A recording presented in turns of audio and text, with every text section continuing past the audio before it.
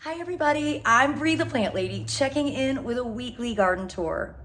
I first want to say thank you to everybody who came out for the inaugural greenhouse class, all about growing from seed. It was such a joy to get to meet everybody and spend time with you. And, it was just a really great thing to have the first class be sold out.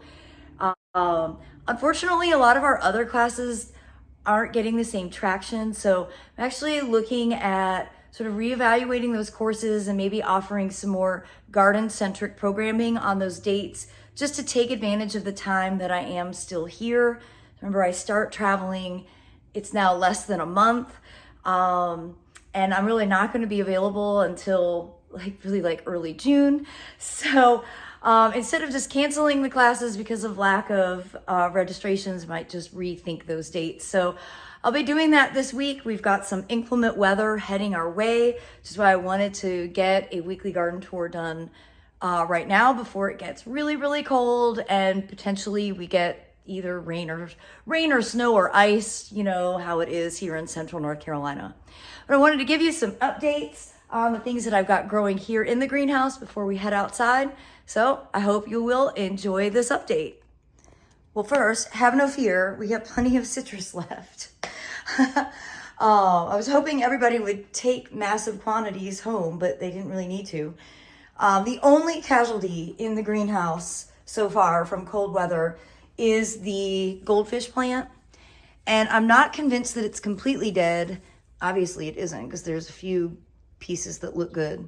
But all the other succulents have been totally tolerant for the slightly below freezing temperatures that we experience in here.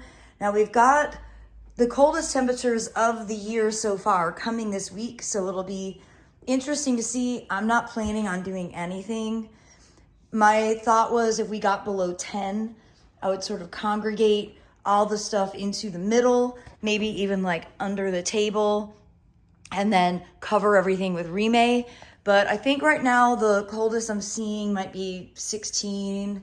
So we're just gonna see how it goes. It's not the end of the world to cull a few plants because I have plenty.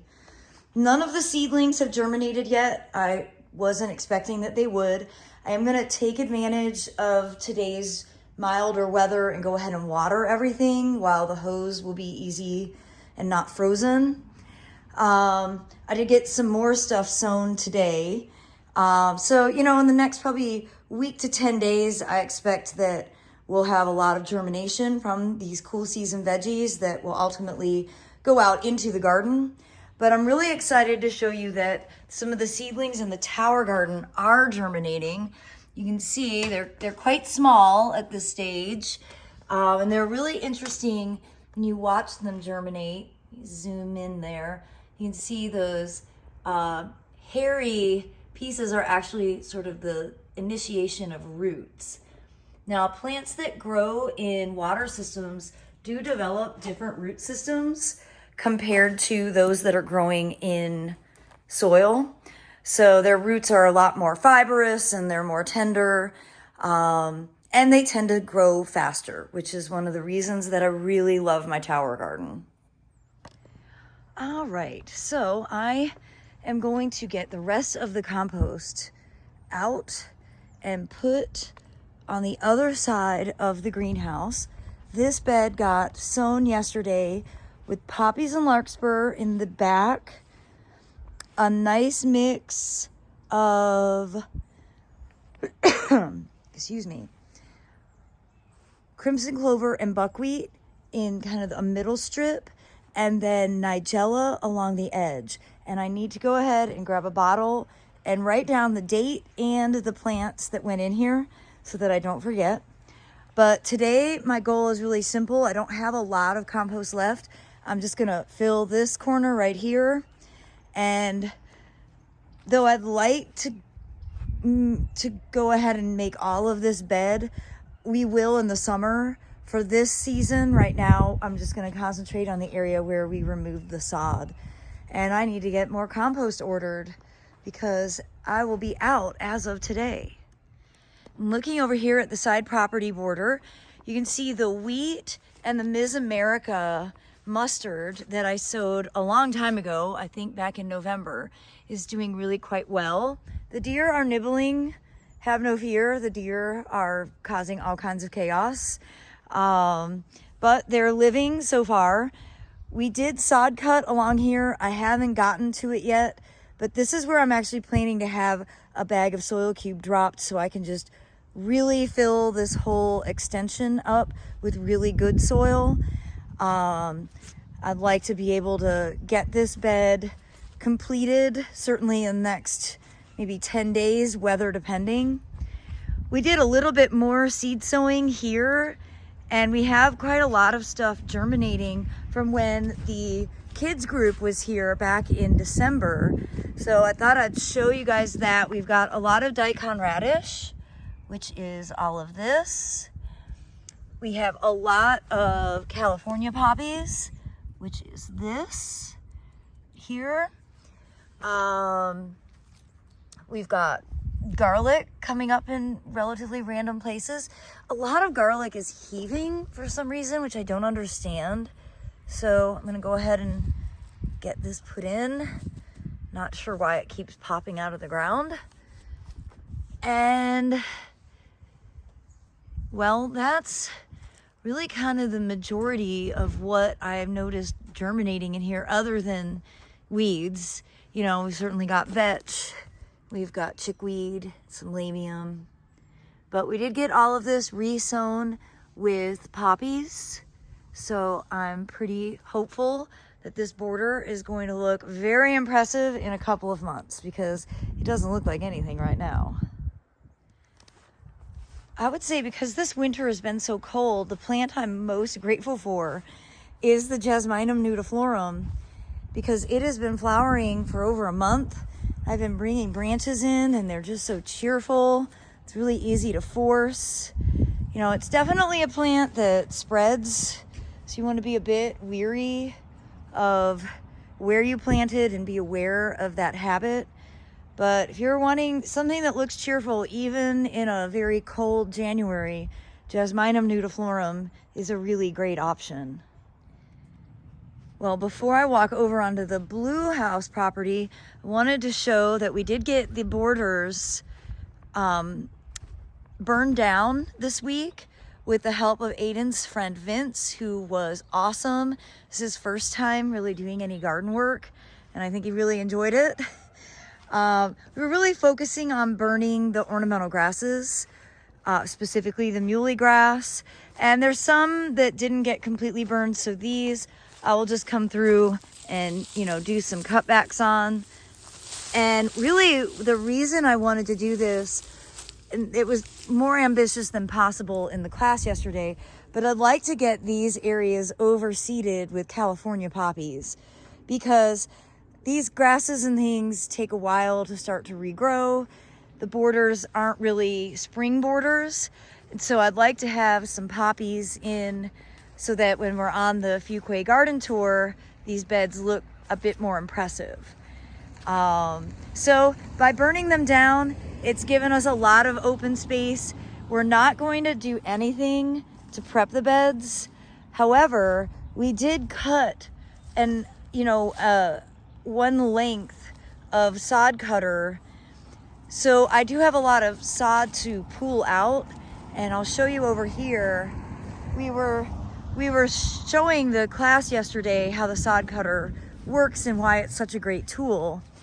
And so my plan is to roll the sod, move it.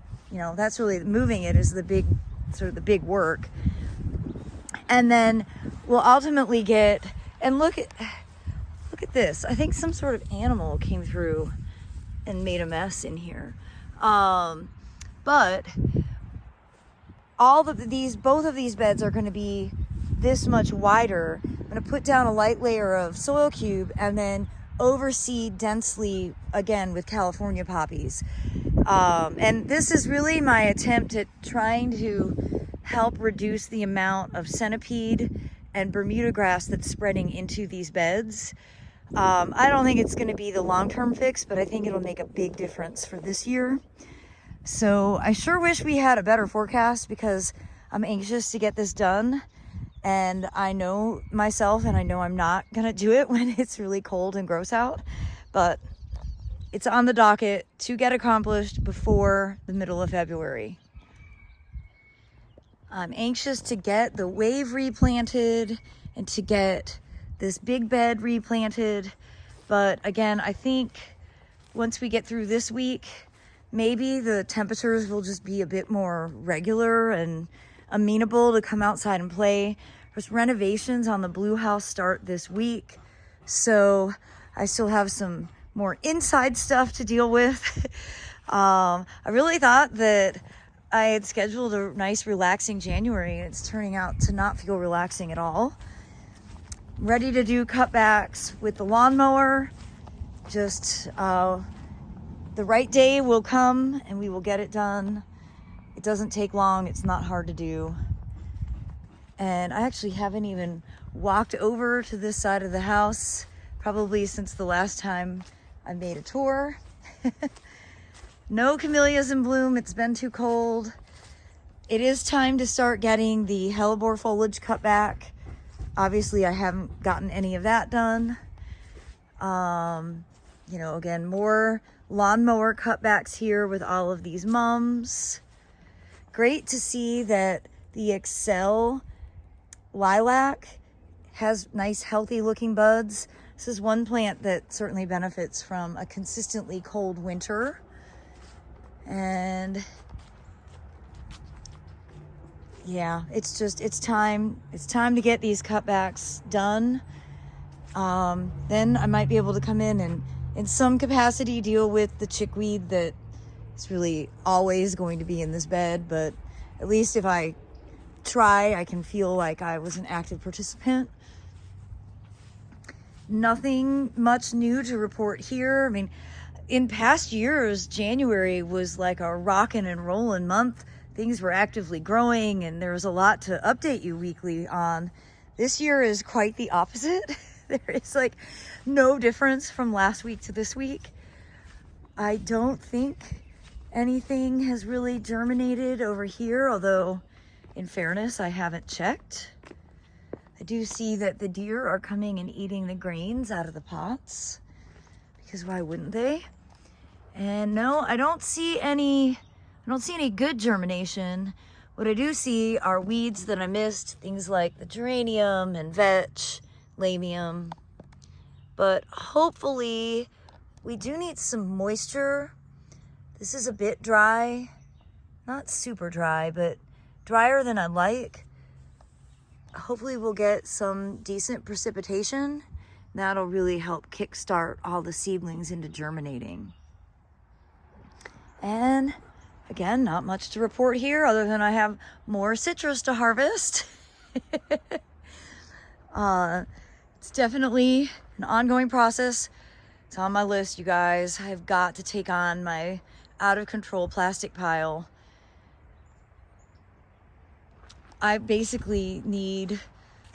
need a month of nice weather where I do nothing but stay home and get things done, which I know is completely unrealistic, but it's what I need. So I don't see any of my seedlings germinating in the Chapel Hill Grit yet either. Remember, I did all of this stuff right around New Year's, and today is the 19th. So this is definitely showing that cold weather is making the germination process significantly slower than in past years. But I have faith that they are there, they will germinate. And it's always interesting to see, the self-sown stuff and where it's doing best and bottle adjacent. Undisturbed soil, it's also extra warm because of the air that heats up inside the bottles. And you can see I've got good poppies germinating here. That's this. We've got larkspur. So bottle adjacent is always the most reliable area for self-seeding. Well, and a few weeks ago, the camellias were really rocking and rolling. There were tons of blooms. Not so much now. It's because it's been consistently cold, which in many ways is such a good thing. We do have some blooms, but they're pretty They're pretty cold damaged. You can see lots of color on crimson candles. This is usually in bloom for Valentine's Day, so we'll see how that one does. And this one's looking good. I might even be able to make a floating flower arrangement. This is Freedom Bell, which is I think a really pretty smaller, sort of medium-sized camellia bloom. Relieved to see that the deer have stopped ripping out all the cattle fence panels. I came in here the other day and they were all ripped like in the craziest way ever, and I think they're just, doing it with their antlers. And great to see that we haven't had any significant rain, but the sod that we moved in here for the pathway is holding its own, not washing away. Again, we haven't had any significant rainfall, but just glad to see that it's not just bare roots. That bothers me. And as we come along this path, we've got more camellias that have, color showing. That's Nucio's cameo. And I was really sad to hear Nucio's nursery was impacted by the wildfires in California last week. It's a wonderful nursery, incredible breeders. And again, not a whole lot to report. The Edgeworthias, they started kind of opening pretty early, but they really haven't graduated beyond just a couple of outer flowers open, which is kind of nice because we've had years where these are almost finished blooming by the middle of January. And the Prunus mumes also frequently are in full bloom right now, and they are certainly covered in flower buds. But this one here is Pink Panther, doesn't have any flowers open. Josephine above the small greenhouse there, same thing, lots of buds, but no open flowers. And we do have a lot of self-sowing in this bed. I was showing the class yesterday the good, the bad, which is sort of the great inevitability. And, I just need to spend some time out here weeding out the bad stuff and then ultimately getting this sown with poppies. Don't really have to do any bed prep other than weeding. So it's on my list. I was waiting for the right day to do it. Well, and I'm anxiously waiting for all the seedlings to germinate. This bed was sown on December 30th. Having these wine bottle markers is really helpful. I don't see any germination yet, so maybe by the next weekly garden tour, we will have gotten some more moisture, and maybe we'll be on an upswing with some more moderated temperatures. Time will tell. This year in Central North Carolina, we're having a real winter, and I keep telling myself that's actually a good thing. It's gonna make the rest of the season better. I don't think it's going to have any influence at all on fire ants, because actually the fire ants are still active right now. But in theory, it's allowing the plants to have a real cold chill period, which will result in more vigor, better flowering. So I'm trying to convince myself that though I'm uncomfortable in the cold weather, the plants are actually happy. Well, I do hope that this weekly garden tour will serve as inspiration for you.